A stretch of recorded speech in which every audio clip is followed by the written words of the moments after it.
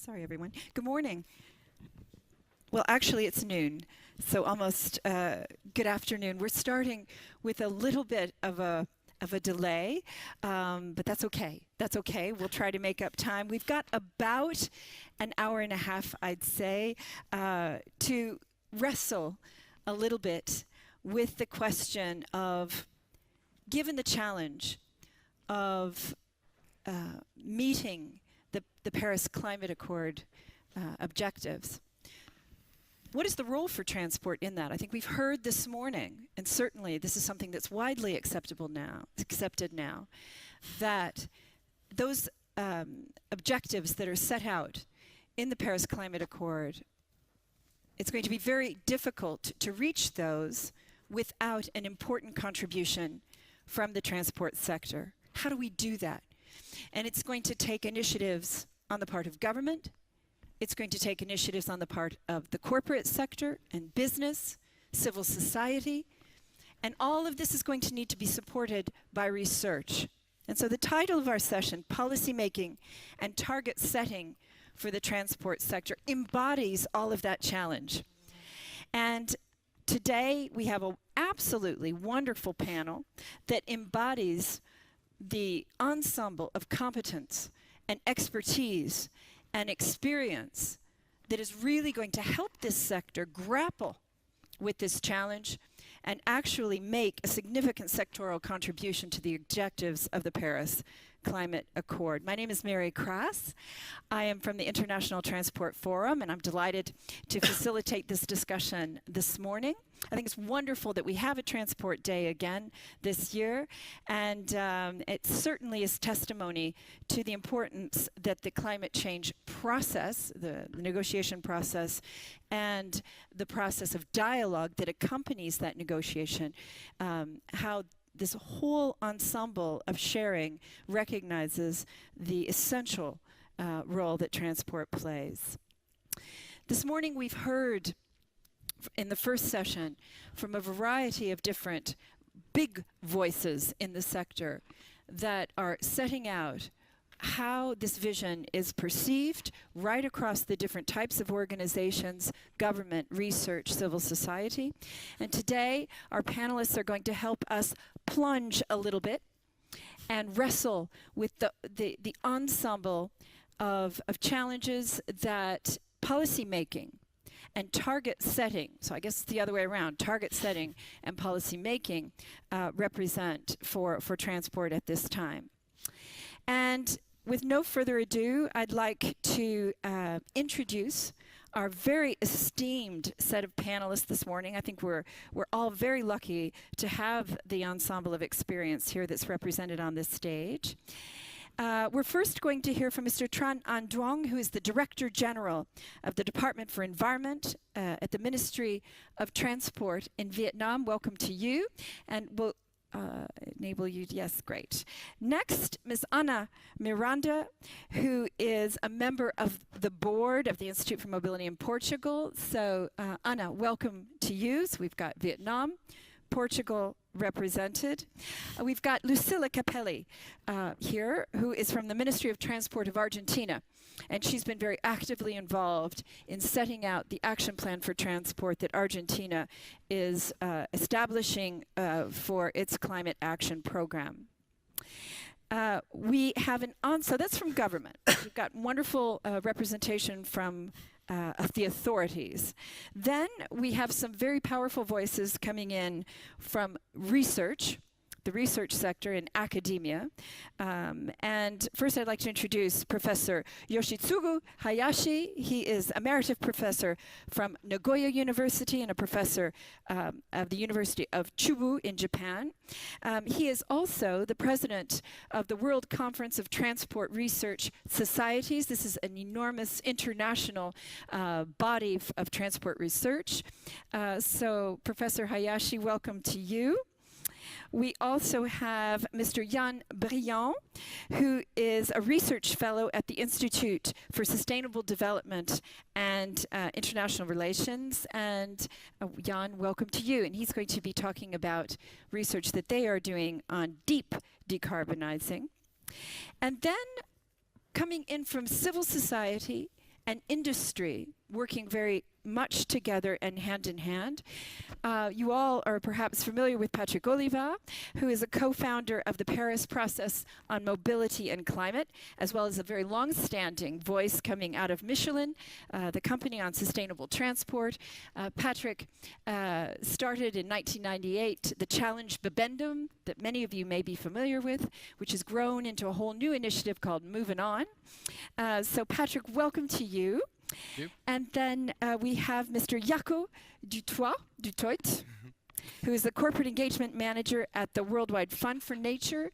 And Jaco is going to be talking about a very significant initiative looking at science-based targets that the WWF is putting together with the corporate sector, and we're delighted that we're going to hear about that. So you see, we've got an ensemble of voices from all aspects of the sector that are going to help us to reflect on and wrestle with some of the challenges of policy making and target setting for the sector. And with no further ado, I'm going to ask Mr. Tranh and Duong. Mr.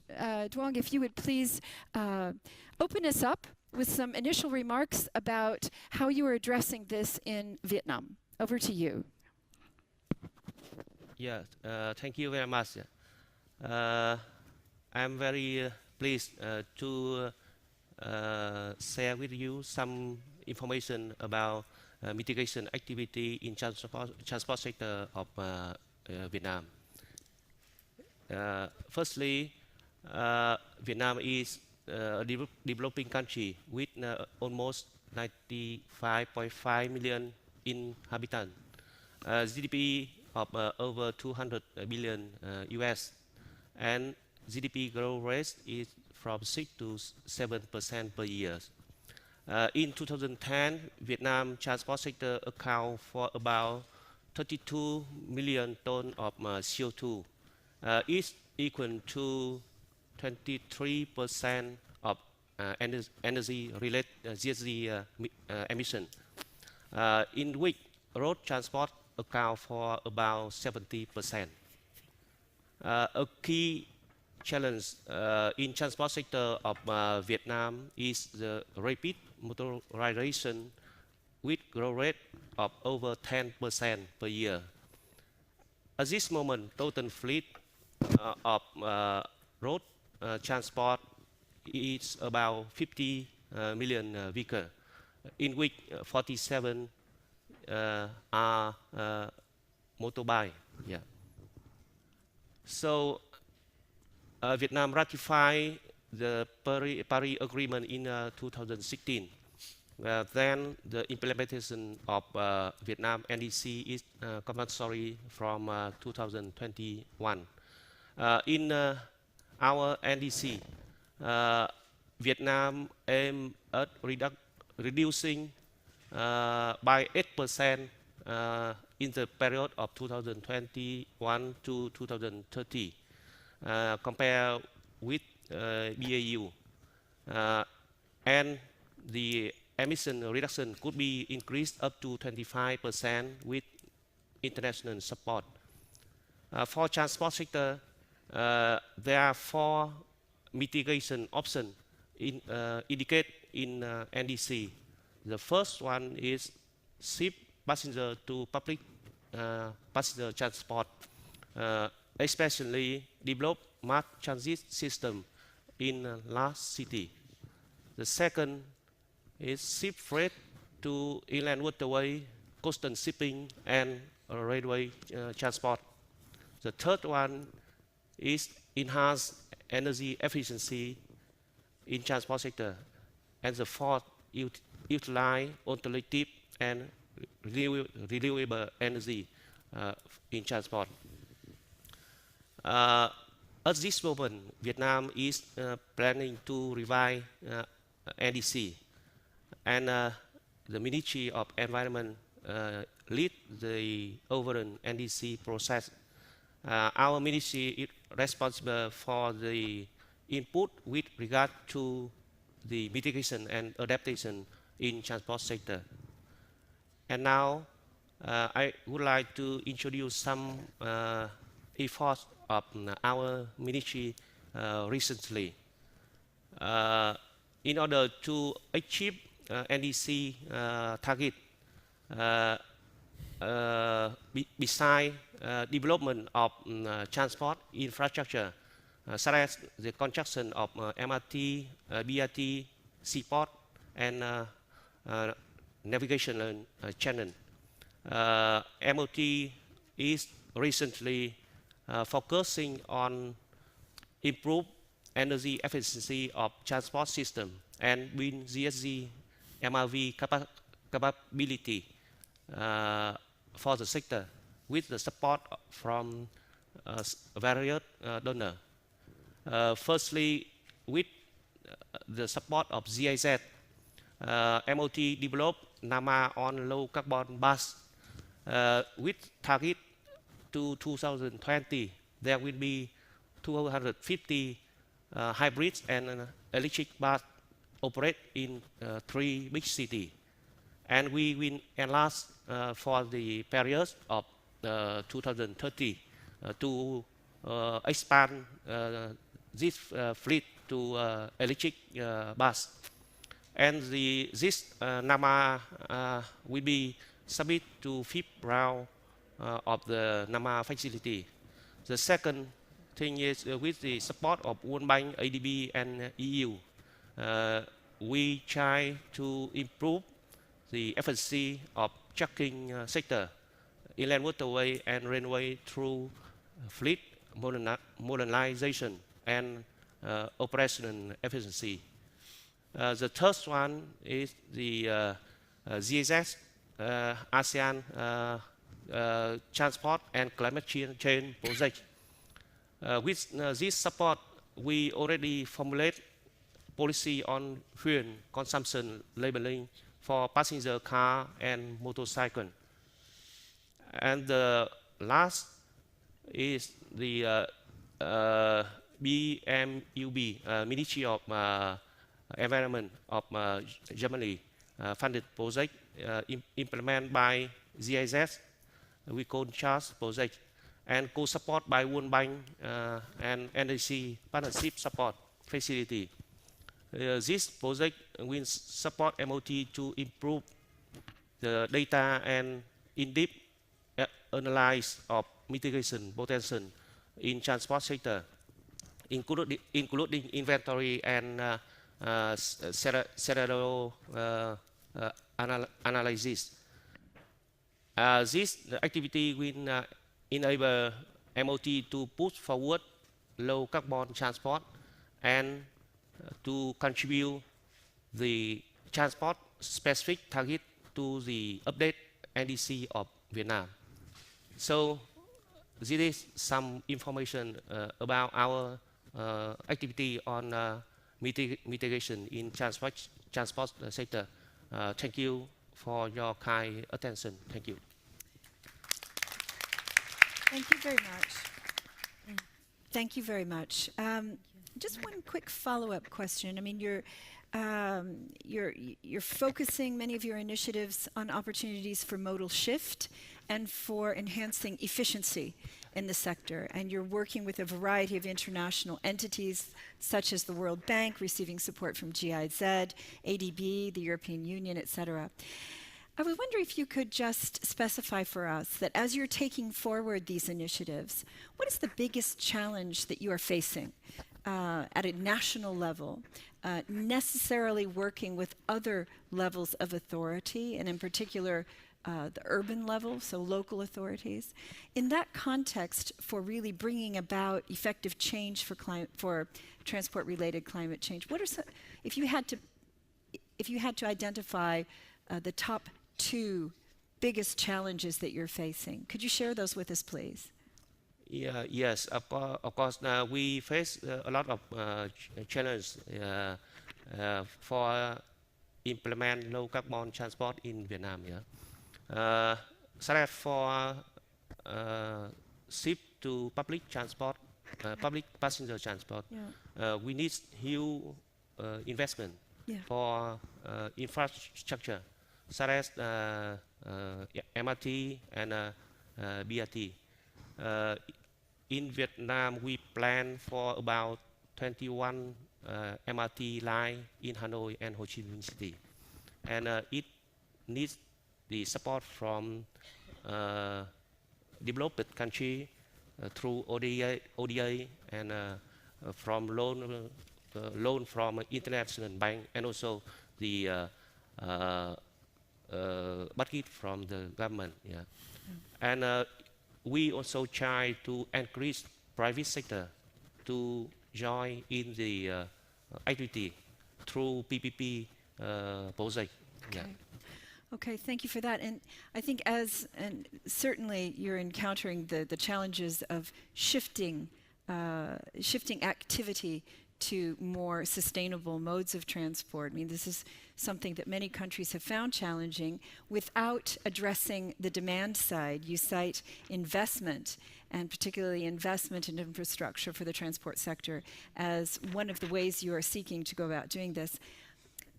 What have you thought about initiatives on the demand side? Because you've got, of course, growing demand, and I think Professor Hayashi is going to allude to that a little bit in his forthcoming remarks. What are you doing about demand? For demand side, of course, we can think about working from the home. Yeah. Okay. You can stay at home, yeah, for working. Yeah. No need to commute to the office. Yeah.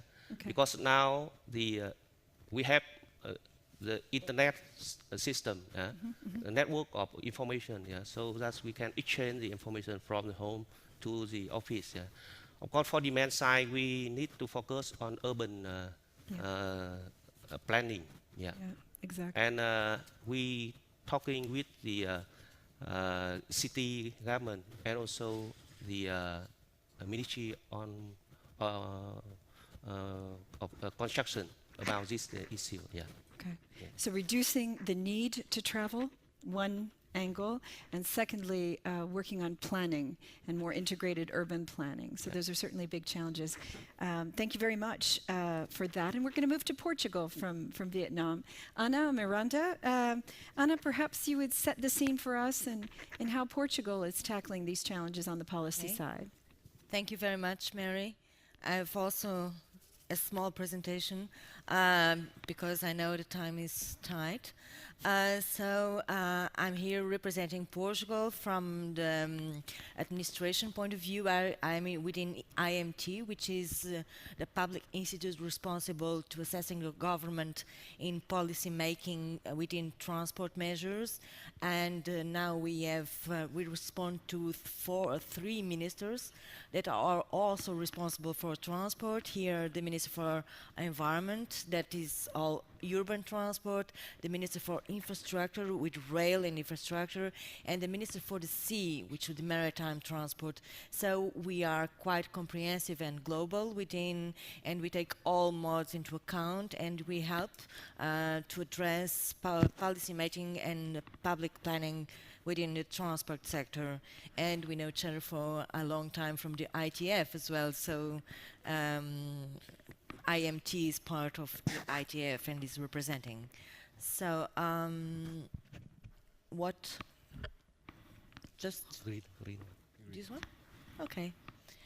So the importance of setting targets for the transport sector worldwide, we have all said, but it's not enough to say that 25% of CO2 emissions come from the burning of fossil fuels and 50% of greenhouse gases emissions. Since the 70s, the GHG emissions from transport have more than doubled, and yet target is a fundamental component to promote the necessary changes. We have been these policies of avoid travels, to shift to more sustainable transport modes, and to improve energy efficiency, but target setting is fundamental component to promote the necessary change.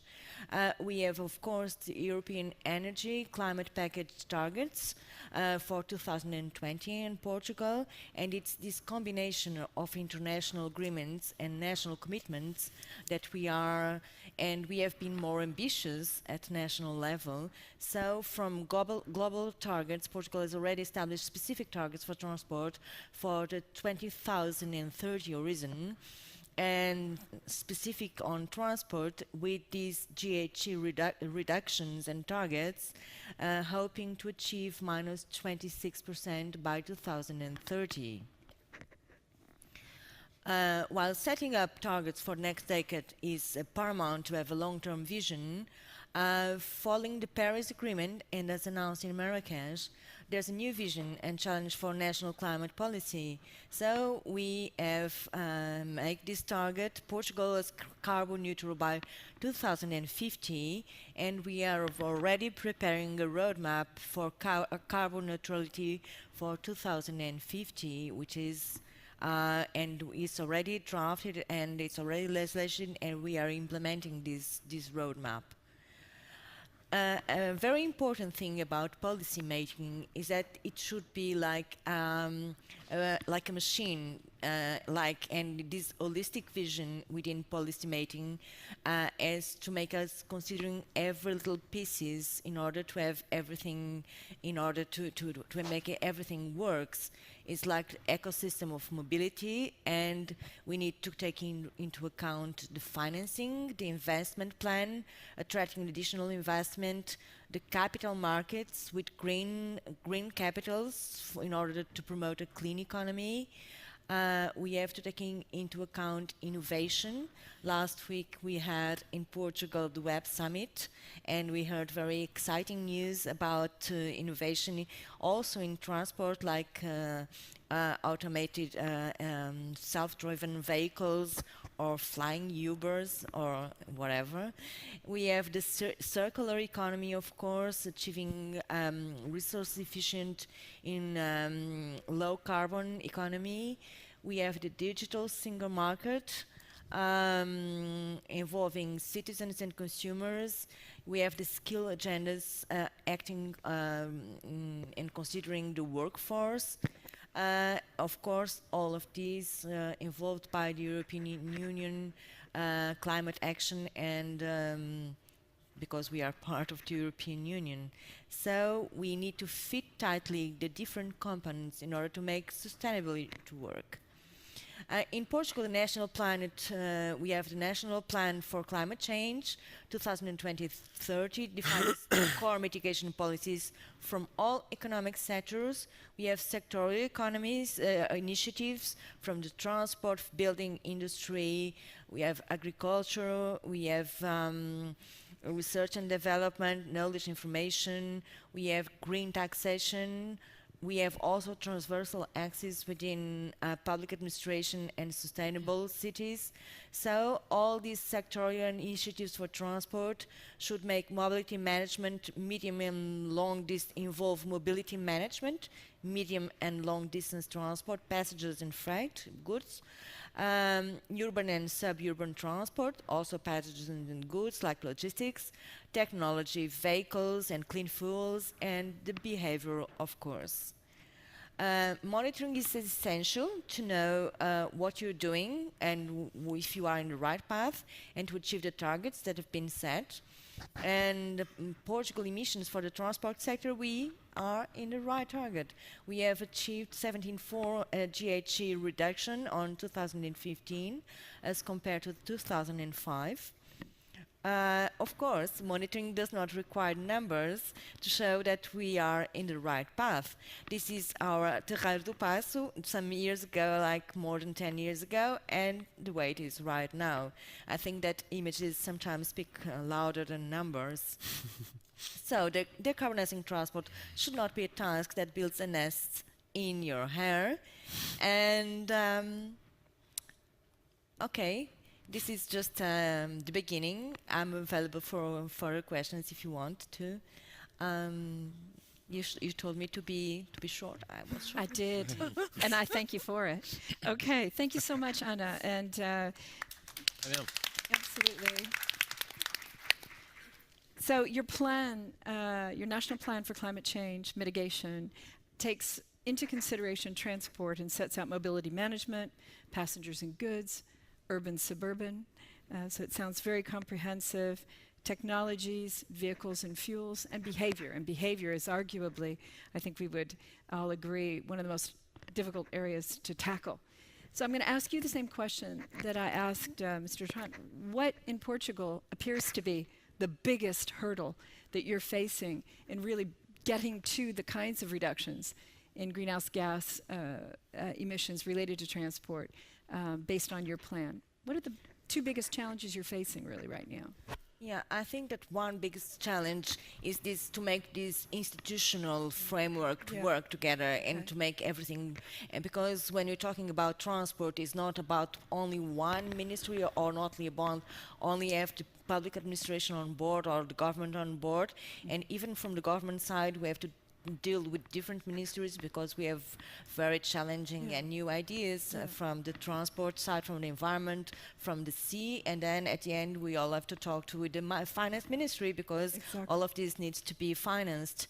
And on the other side we need to talk to the civil society, to companies, which are of the utmost importance, to bring all this together, to research, to universities, without making this, ecosystem to work together and to make it regulated and to make it, it can't work.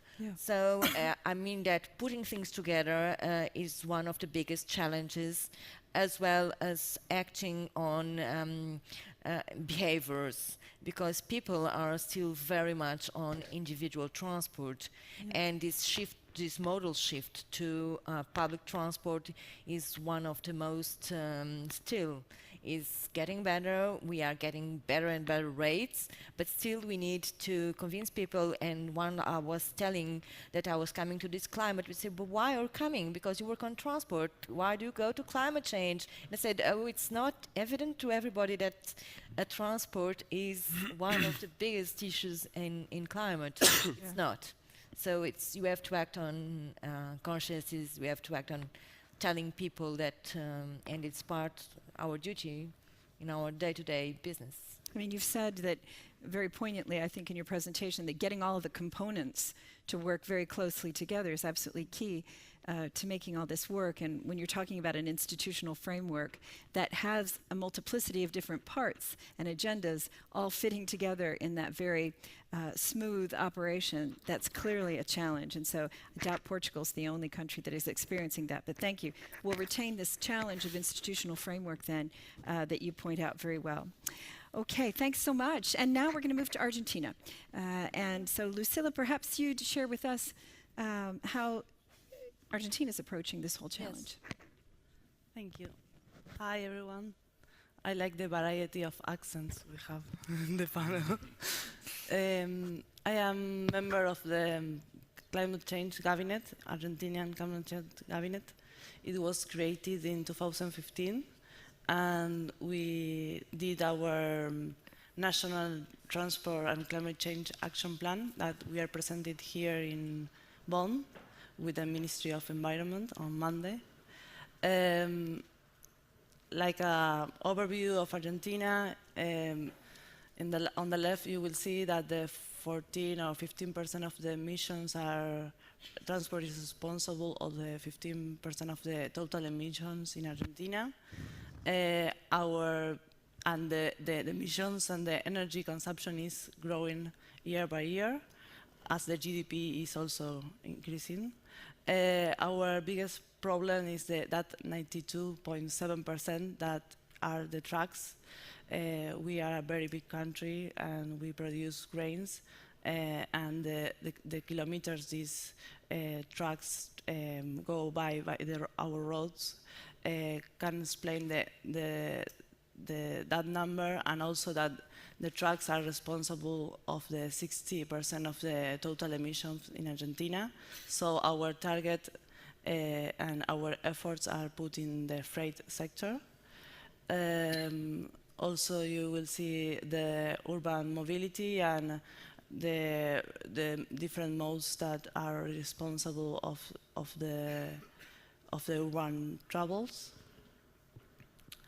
And here is a very good summary of our measures.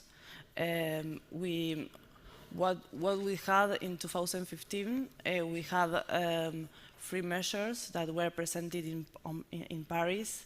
That measure didn't have any relation with public policy, were done by, we don't know. So we did an integral revision of what Argentina present. And in Marrakesh, we present a more ambitious proposal and more ambitious NDCs. For transport sector, we doubled the number of the total contribution, and we have now 8 NDCs. We used to have 3, we have now 8, and the strategies or the NDCs are explained there. We have for urban transportation measures related with the prioritization of our urban rails. This includes not only the modal shift to a more sustainable transport, that is rail, but also the electrification of 3 lines that are actually diesel lines. Also, we are developing a low-emission urban mobility program. So we are fixing the targets. We would like to arrive with the electrification of our mobility with the Ministry of Energy and Environment. We are doing at the national level, but we are also working with cities, in particular with Buenos Aires City. Buenos Aires is going to have 3 pilots next year, one with electric buses, one with taxis, and the third one with light-duty vehicles.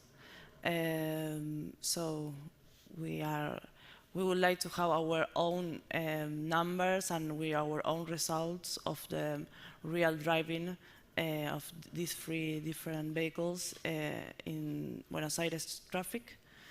Then we have the non-motorized mobility promotion. That means bikes and walking. This is a very difficult NDC because it's very difficult to measure, and the problem of measuring and data collection is all over the NDCs. We have a lot of lack of information and problems with methodology, but especially was the case of bikes and promotion of walking. Then the last one is the public transport promotion, and there we have very good numbers of BRTs, how the investment in BRT infrastructure not only improve the velocity of the buses, but also produce the modal change of users that prefer the public transport instead of the private vehicles. Then we have the second strategic point is the interurban travels, and then we include a new measure that is the commercial aviation modernization. We are a very, very huge country. I think we are the top 10 countries, the biggest countries all over the world, and aviation is underdeveloped.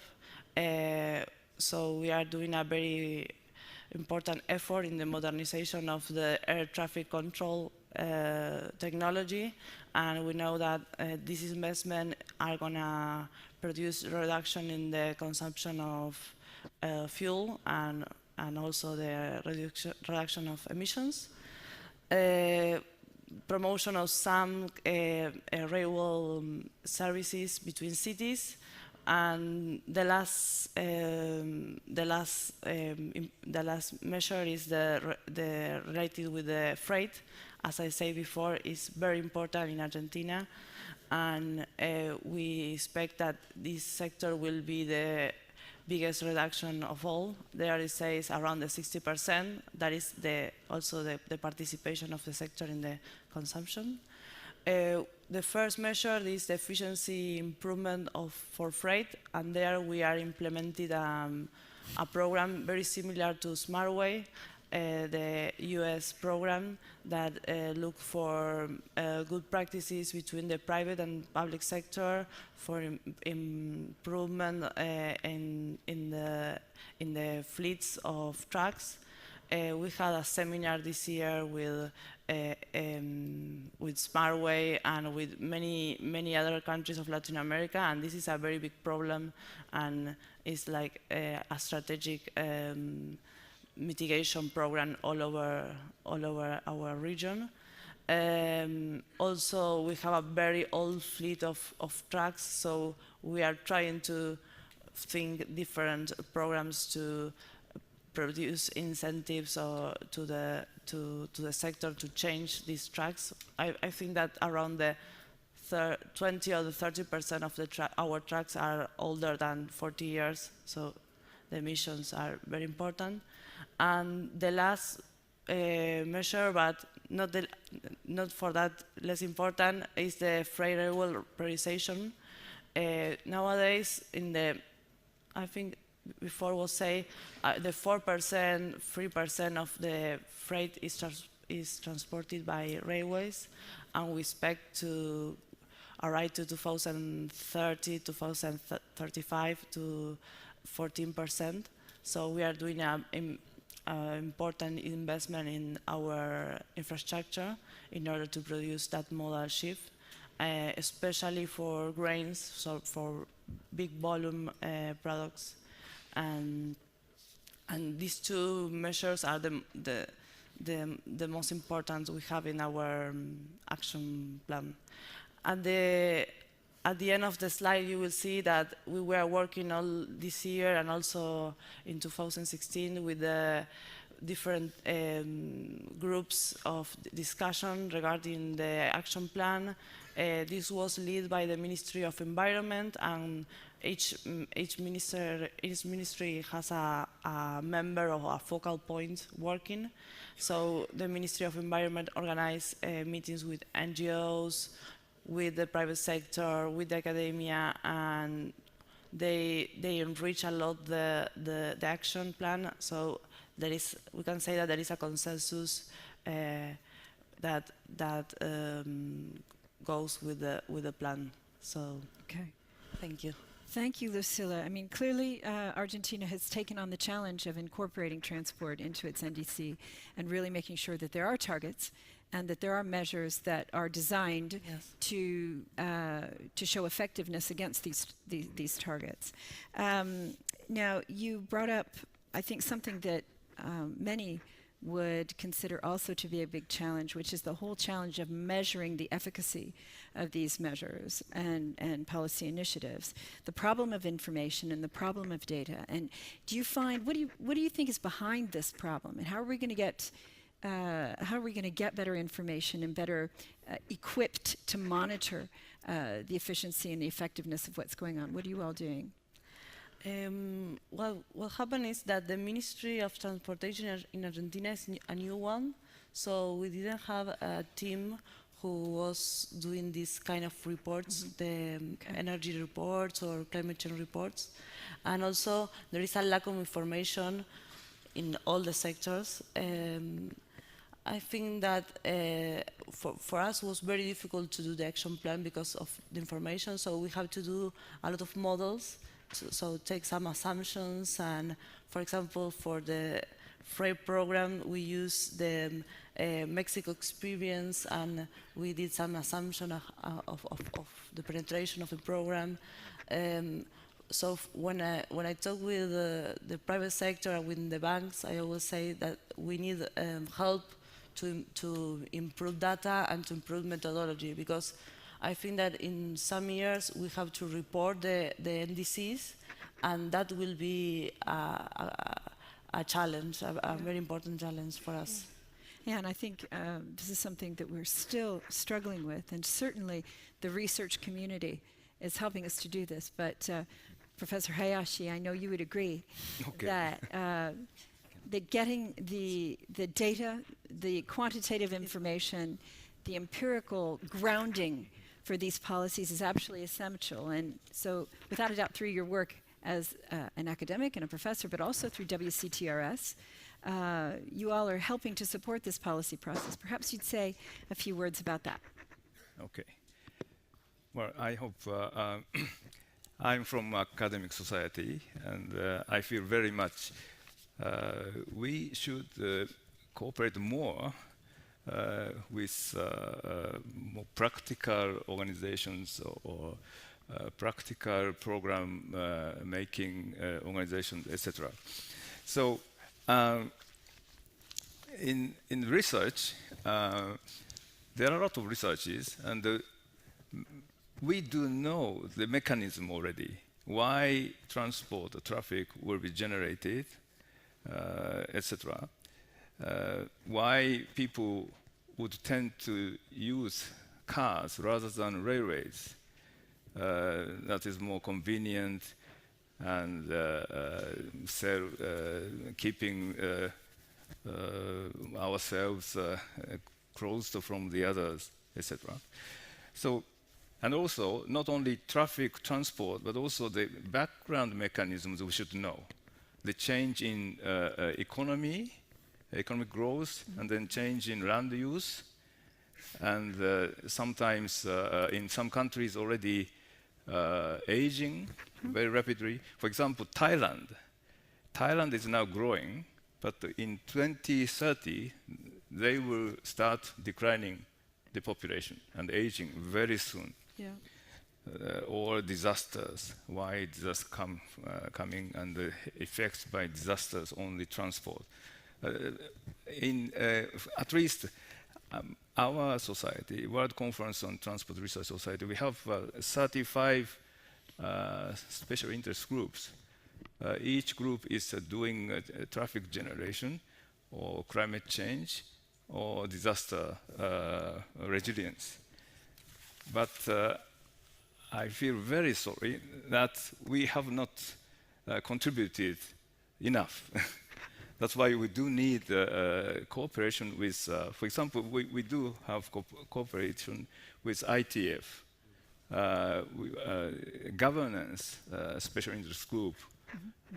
Last year had a special session, etc. And also, for example, with World Bank, we'll start next year. We'll help to develop African sustainable mobility, together with assisting preparing a university education system and capacity building. So in such a way, since I became a president, we started to link different special interest groups will cooperate with somewhere. So otherwise, our research is only for research. Yeah. So this is, for example, you see per capita income versus car ownership. Tokyo has stabilized very early, but Nagoya, my city, hometown of the Toyota, going up. Bangkok, this figure was plotted 20 years ago by my Thai student. So we talked Bangkok should not follow Nagoya or London, rather tend to Tokyo, but the reality is exceeded London. So the next one, this is to know limit to growth of car use. But horizontal one is car ownership rate. And the vertical is a very simple indicator of congestion. How many meters of road is existing per car? Okay. The left is speed down. So 6 meters per car is limit to growth of car use. So how to do this is not difficult. Like you told, sections in charge of road or cars don't know railways. The railway people don't know road. And it's also true in academic society. So what is important is road market, rail market, draft the demand and supply curve together. And for the road, for example, congested or being congested, we do need more road. That is not always right. So it's better the same budget may be asked to railway sector to prepare rail. And big cities, some basic demand should be absorbed by railways. That's a good example. So such kind of cooperations is very, very important.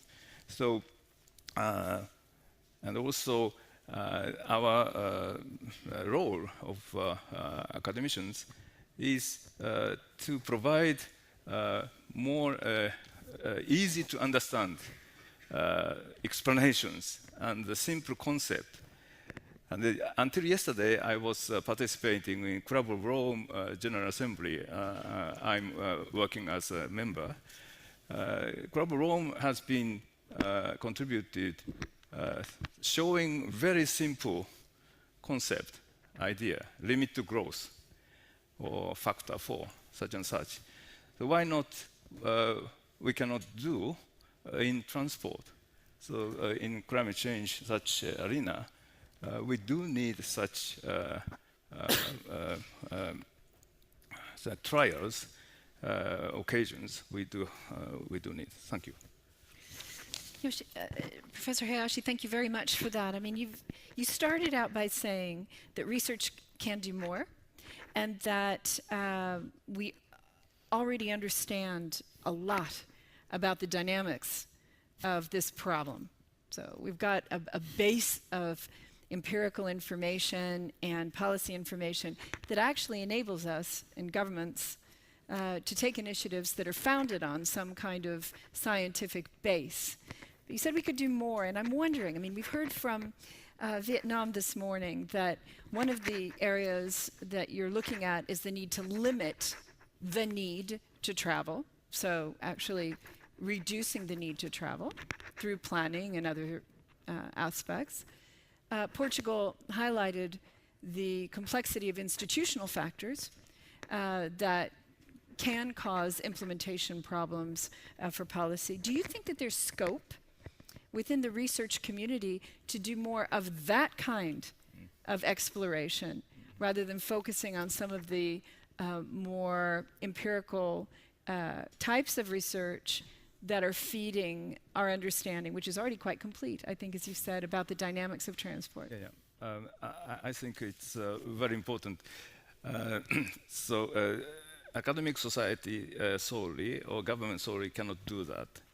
So government may not wish to invite academicians because they are always like this.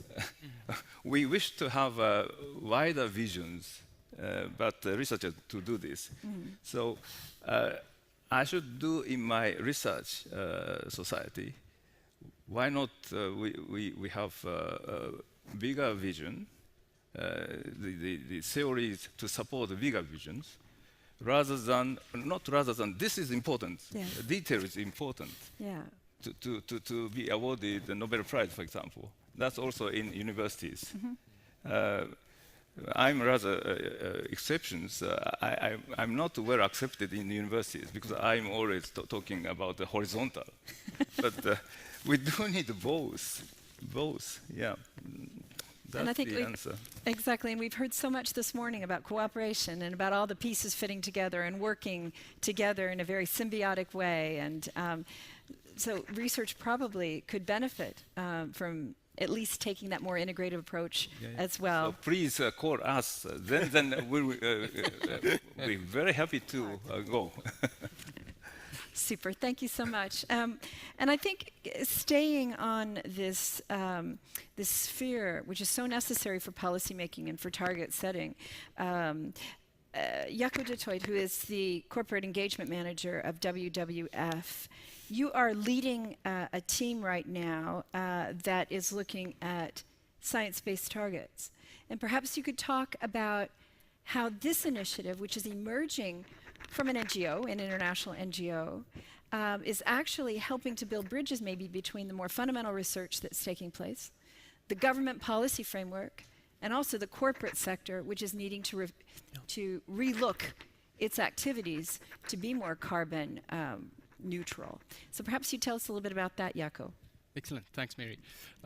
Yeah, there are so many touching points in all that has been discussed by now. It's great to hear from the policy side and to see how the NDCs and the government initiatives that have been developed in these discussions are starting to translate into national policy. And I hope I can offer some of the solutions to these the barriers to implementation that have been mentioned, linking some of the research in. So if we think about the motorization rates in Vietnam, which you're facing, those cars are made by companies and the private sector. If we think about freight in Argentina being such a big contributor to the emissions footprint, those trucks that are 30 or 40 years old, yes, we're going to shift some to rail, but some is going to be replaced. And those trucks are manufactured by private sector companies somewhere. And so that's where the initiative that I work on comes in. So it's called the Science-Based Targets Initiative, and it's a collaborative process between 4 organizations, 4 leading global not-for-profit organizations: World Resources Institute, the CDP Climate Disclosure Program, WWF, where I work, and the UN Global Compact. And so what we try to do is to take some of this research that is happening and some of the IPCC research on climate change scenarios, the work that people like IDDRI and the IEA are doing on sectoral pathways that keep us below 2 degrees, and then helping businesses to translate that into their strategy. So for example, we're working with some of the big global car manufacturers and truck manufacturers as well. And hopefully if they start setting targets that align with keeping warming below 2 degrees for their products and the use of their products, so the trucks that they are selling, that makes it so much easier for a government in Argentina to work with logistics companies there and to tell them this is possible. You can buy low carbon trucks from these companies that are planning for a 2-degree future. Mm-hmm. And so that's the bridging role we think that we play.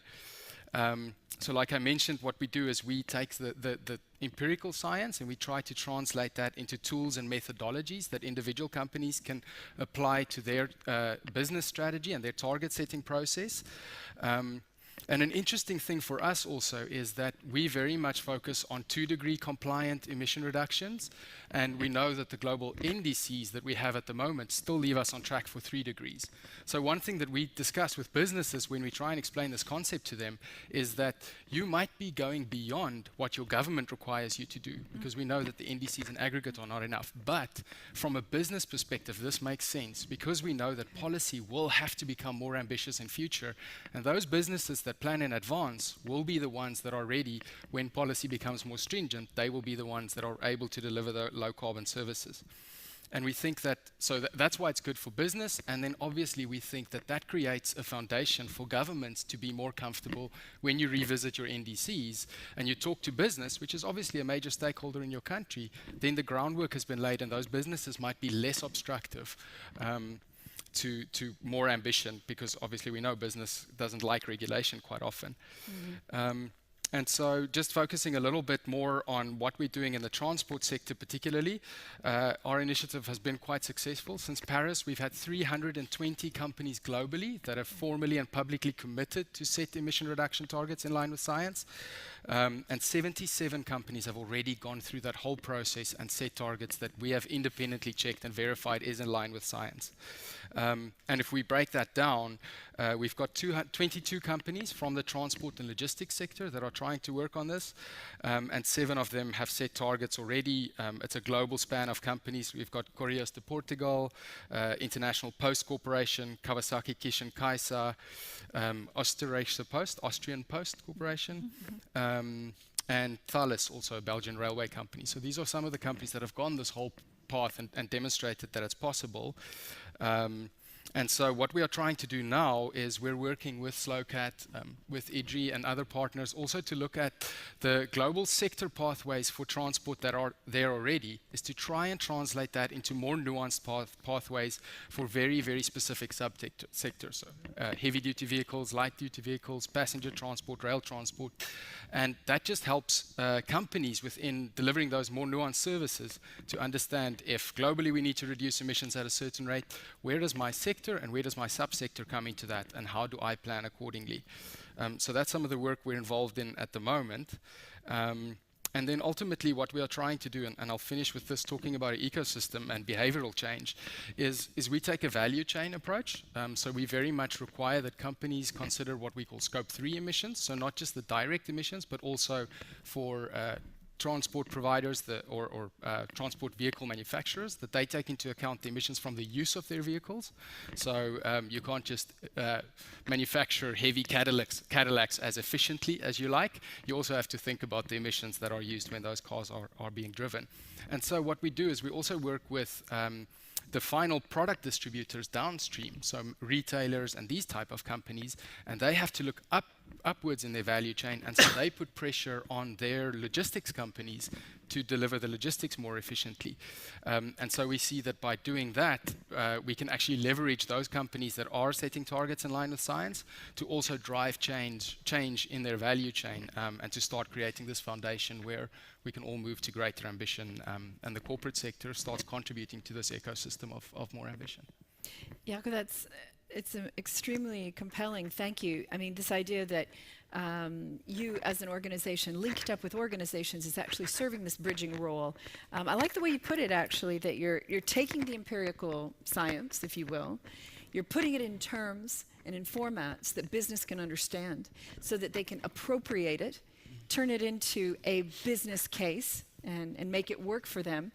And that in turn thereby facilitates the government-business dialogue, which we know is one that is often rife with divergent interests at its base. So it sounds like this is actually serving a lot of different agendas and purposes here, and perhaps really facilitating the implementation side of things. And this comes back to what you were saying, Professor Hayashi, that we actually do understand a lot about transport and climate change. Yeah. And now it's just about what do we do about it? And I think this is what was brought out in the first panel as well. It's like, well, where do we go from here?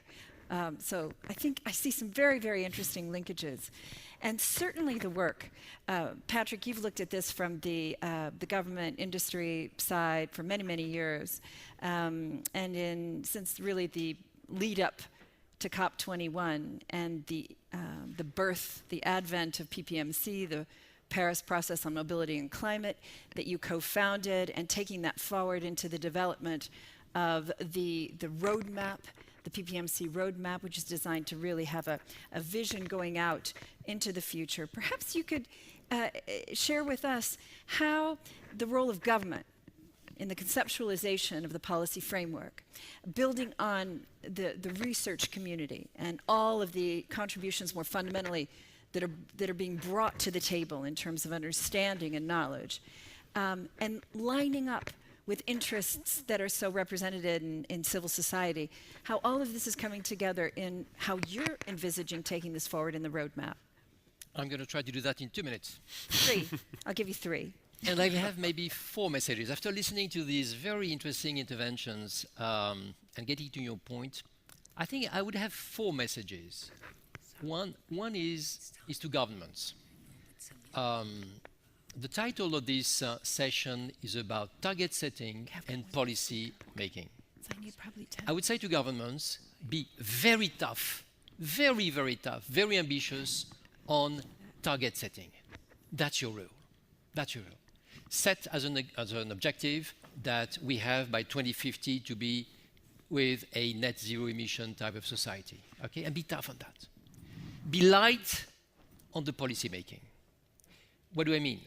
Don't over-regulate, but create the conditions with a set of limited, well-thought-out policies, public policies, to really enable things which are not capable today, that we're not capable of doing. In other words, when we turn to decarbonization of transport, we have at least two topics in mind. One is certainly to move towards a new set of energies with electrification playing a big role and so forth. We don't have, in most countries, all the policies to make use, for instance, of decentralized energy generation. Mm-hmm. In other words, what we have to do is open up the system. Okay? So be tough on the objectives, be light on regulation, and open up the doors to be to let the society use what is going to be necessary in terms of establishing new business models, in establishing new uses of energy, new ways of sharing cars, and so forth. Look at how difficult it is in countries to have the right policies, the right light policies on how to enable sharing. So I would say to consider, but see, two different points. This is the message to governments. Yeah. Then we have a message to research. And Professor Yashi is from the academic world, that's why I'm saying that. When I look at what is necessary to be successful in transition, there are still elements that we don't have. For instance, we talk a lot about, in addition to electricity, about sustainable liquid synthetic fuels. Where are they? Where are they? We need them. We have pilot plants, we have a little bit of production, but we don't have them as a full-fledged industry.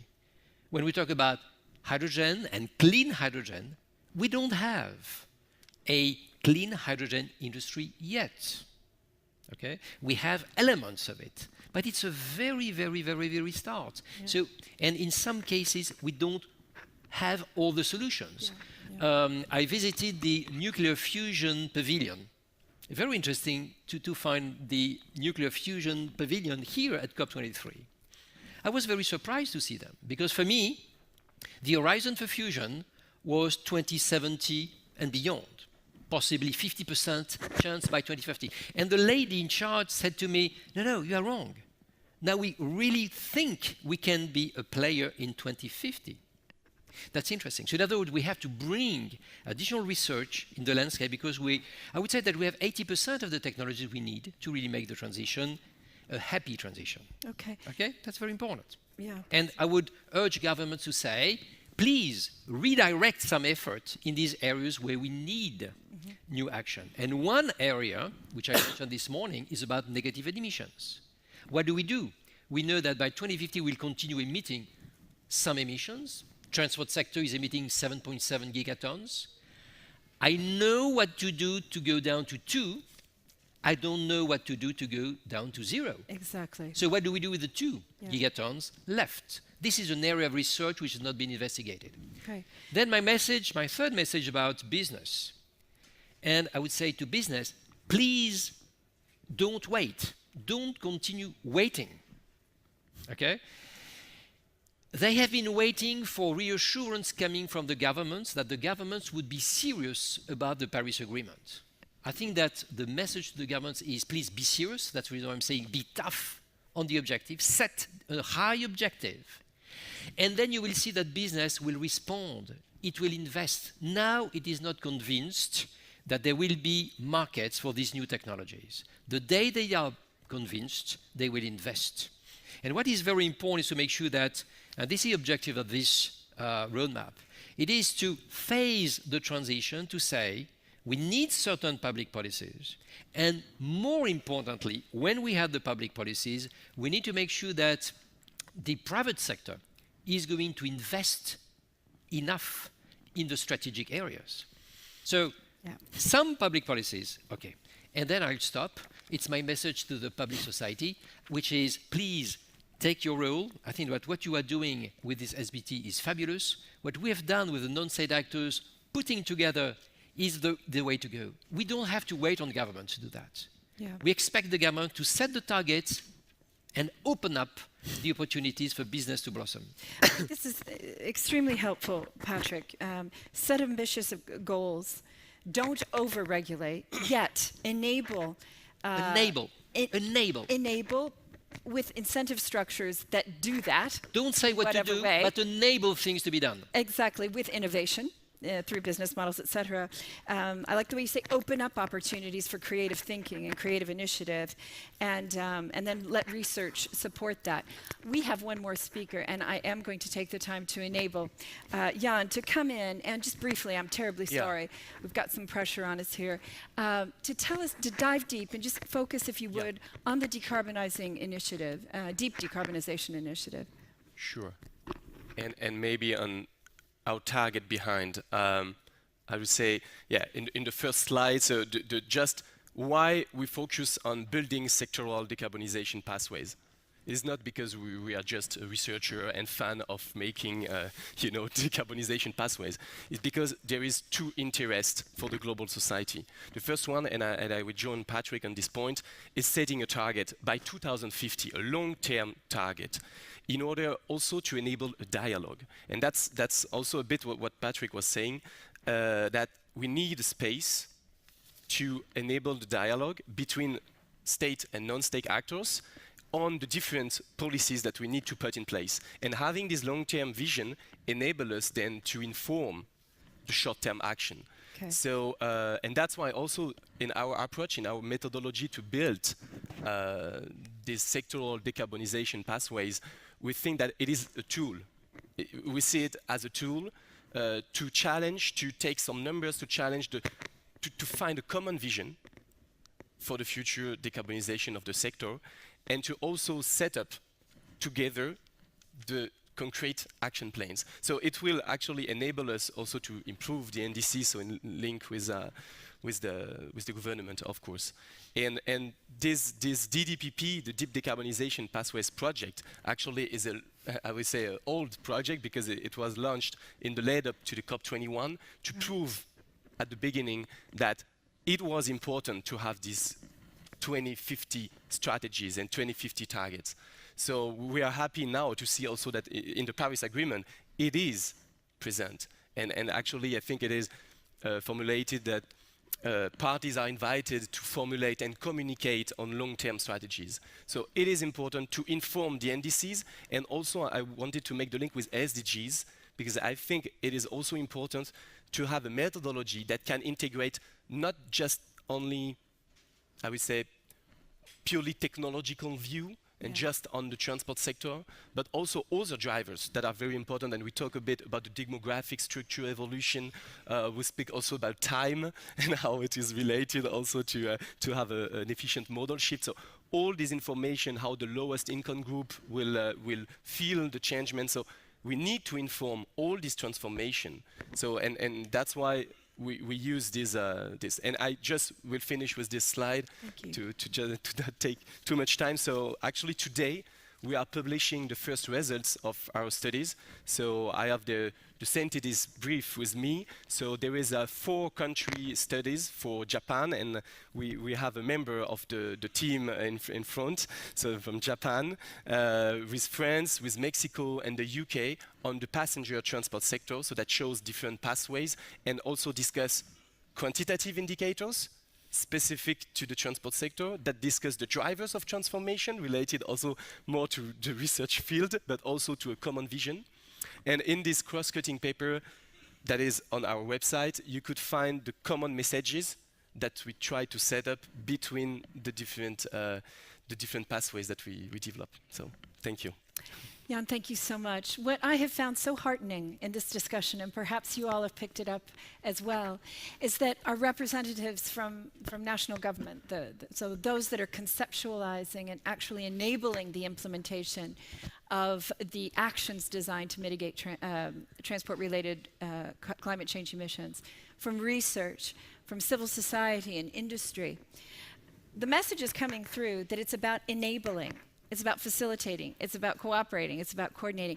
And I like the way that this is looping back to the authorities, who are the ones that are building the policies, that with this initiative to facilitate dialogue and connections in these different sectors of transport, it helps government do its job and actually create the framework so that things can get done and that we can actually make some progress here. And so much progress is happening. I think it's been a very heartening and encouraging discussion today. Thank you all so much, and please join me in thanking our wonderful colleagues here. Sorry for the delay, but we'll enable, hopefully, the schedule for this room to get back on track. And thank you all for your attention.